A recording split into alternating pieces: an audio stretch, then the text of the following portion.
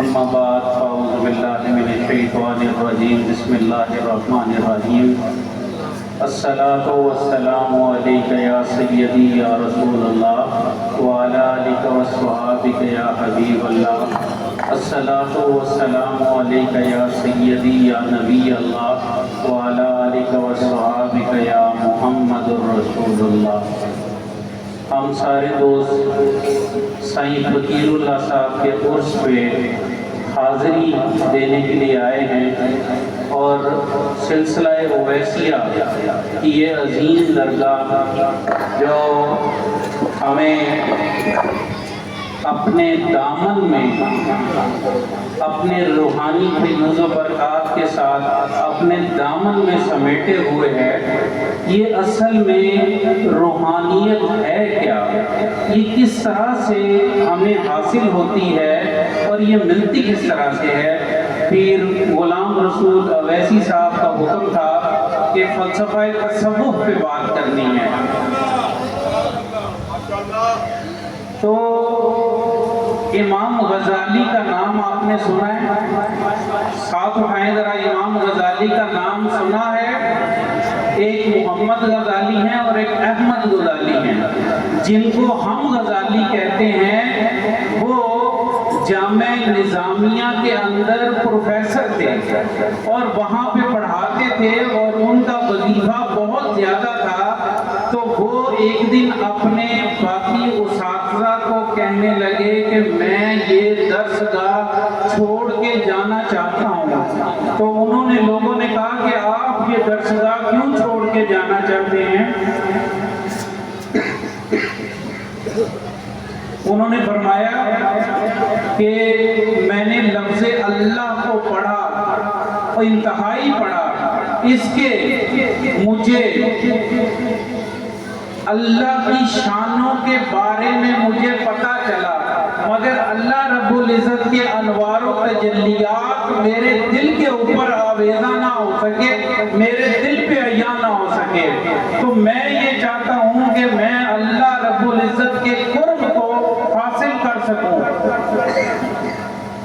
اللہ رب العزت کے قرب کو حاصل کر سکوں۔ تو وہ یہ کہتے ہیں کہ باقی اساتذہ نے کہا کہ آپ یہ نہ جائیں، چھوڑ کے نہ جائیں، تو انہوں نے یہ فرمایا کہ دیکھیں پہلے پیسے دے کر علم حاصل کیا، اب پیسے لے کر علم بیچ رہا ہوں، لہٰذا میں نے کالی سیاہی کا کاروبار کیا۔ کیا کیا؟ کالی سیاہی کا کاروبار کیا۔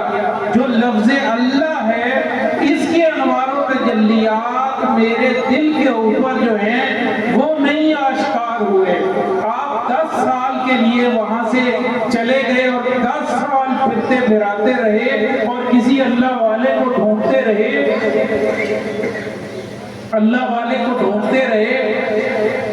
آپ فرماتے ہیں کہ یہ جو صوفیاء ہیں نا، ان سے مجھے بیر تھا۔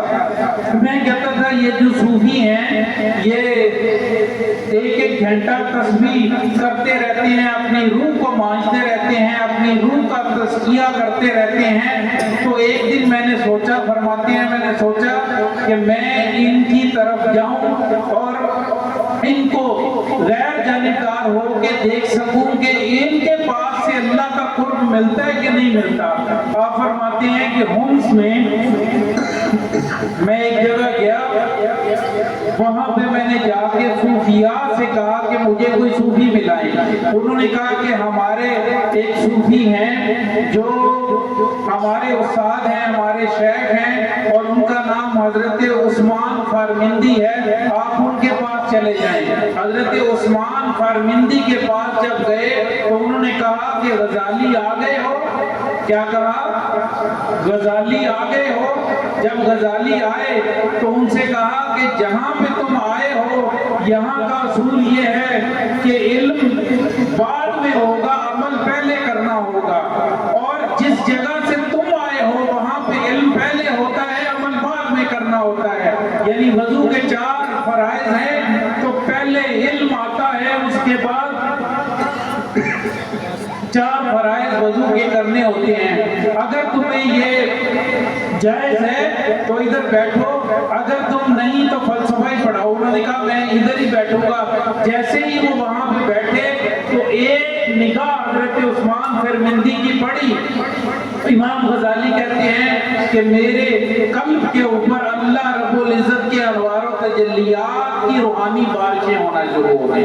تو ہم جو سائیں فقیر اللہ صاحب کے، سائیں اسلم صاحب کے پاس ہم جو آتے ہیں، ہم اپنی روحانی ترقی کو حاصل کرنے کے لیے آتے ہیں. ہم یہ کوشش کرتے ہیں کہ ہمارے دل کی روشنی ہو جائے، ہمارے دل کے اندر چاشنی آ جائے، ہمارا راستہ سیدھا ہو جائے.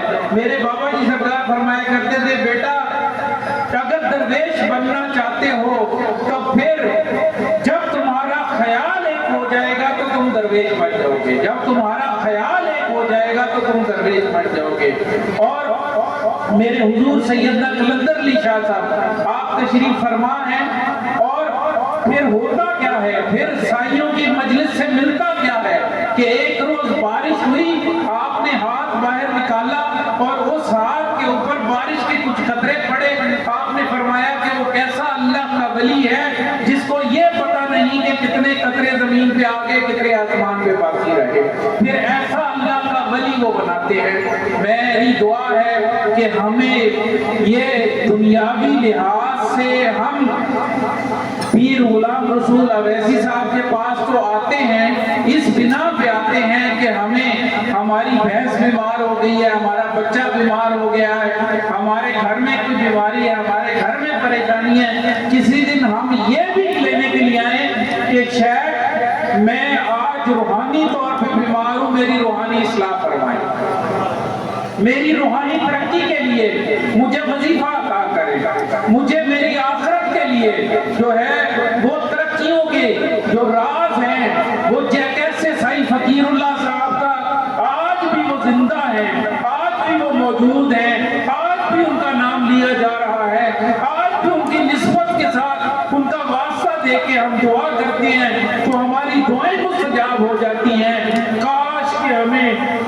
وہ راستہ ملے، وہ طریق ملے کہ جس میں ہمیں ان کا راستہ پانے کی اللہ نے توفیق دے. وما علینا